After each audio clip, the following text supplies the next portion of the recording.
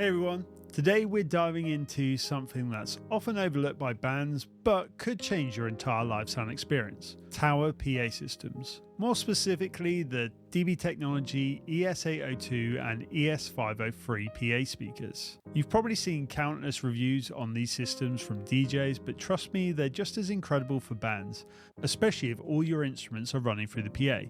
Let's talk about why these systems are game changers for live music, and also touch on a few quirks you should know before investing. Now, I've lumped these two speakers in together because they are essentially the same. The 503 just gives you an option to split the top speakers so you can have a stereo pair and one sub and a little bit more DSP. But for us as bands, we're going to run one on either side, and that makes them kind of interchangeable unless you need that extra functionality for acoustic gigs. Let's start with what makes these systems so special.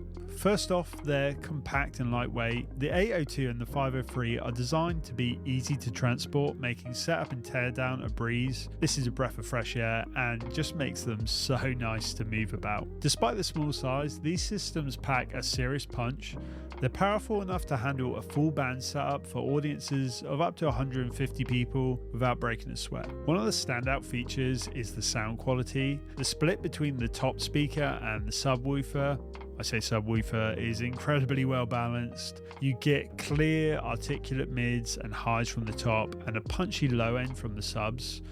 It's like having a studio mix but live. It's especially useful to get the tops up above the crowd to spread the sound, much like you would with an array system, but this isn't an array system and doesn't really function exactly like that. The smaller top speakers also have a functional advantage. They help minimize feedback, which is a lifesaver if you're running multiple live mics on a stage in a little cavernous room where sound just wants to bounce about.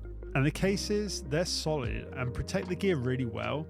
They have well-designed storage and fit together so your sub and top are one unit. They can occasionally split after heavy use, especially on the zips and where the handles attach, but still it's great to have them even if they aren't especially cheap.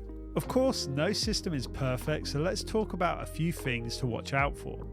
First up, while the subwoofers are punchy and tight, they're not the most powerful or the lowest speakers on the market.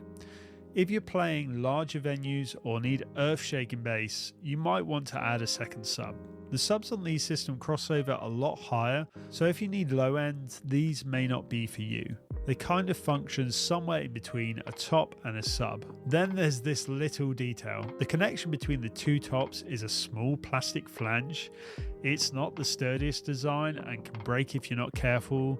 Though replacements are available, I would say this is one of the largest flaws in this system, and I've seen some people screw the two tops together because they keep failing, which is obviously not ideal. Another gripe, although minor, is that the tops don't have a retaining bolt. This means that if you tilt them, the top will start to rotate, which is a little annoying. Not a deal breaker, but something to note. And speaking of setup quirks, if you tighten the speaker poles too much, they can stick together. So be gentle when you're putting them together and taking them apart, or you're just going to end up with a fused pole forever.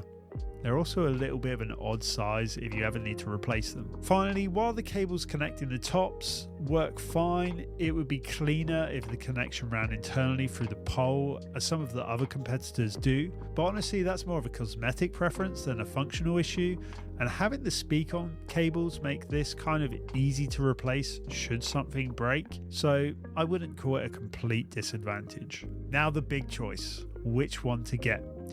If you're going to run a single system at any point, I would suggest getting the ES503.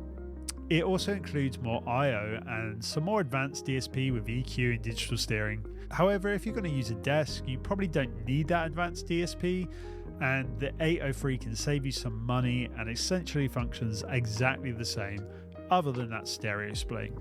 So to wrap it up, the DB Technology ES503 and ES802 are a solid choice for bands who need a compact, powerful and clear sound without all the bulk.